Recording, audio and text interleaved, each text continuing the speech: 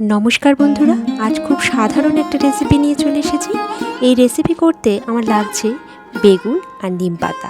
প্রথমে কড়াইতে সাদা তেল দিয়ে দিলাম, তার মধ্যে দিয়ে দিলাম কেটে রাখা বেগুন আর দিয়ে দিচ্ছি পর্যাপ্ত পরিমাণে নুন।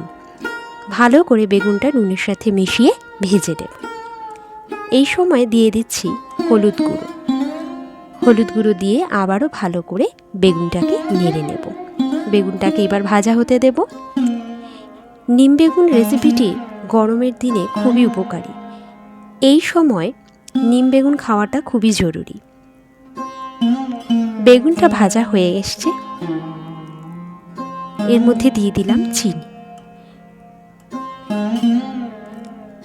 ভালো করে নেড়ে নিচ্ছি বেগুনটাকে। বেগুনটা ভাজা হয়ে গেছে। এইবার বেগুনটা কড়াইয়ের এক সাইডে করে দিয়ে দিচ্ছি নিম পাতা। এই নিম পাতা কিন্তু শুকনো অবস্থায় আমি রোদে শুকিয়ে নিয়েছিলাম এবং তারপর সেটাকে হাত দিয়ে গুঁড়ো করে নিয়েছি। এইভাবে কৌটোতে ভরে রেখে দিলে অনেক মাস কিন্তু ভালো থাকে।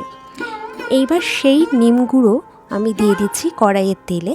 নিম পাতা গুঁড়োটাকে ভালো করে তেলে ভেজে নিচ্ছি। ভালো করে নিম পাতাটা ভাজা হয়ে গেছে, এবার বেগুনের সাথে মিশিয়ে নিচ্ছি।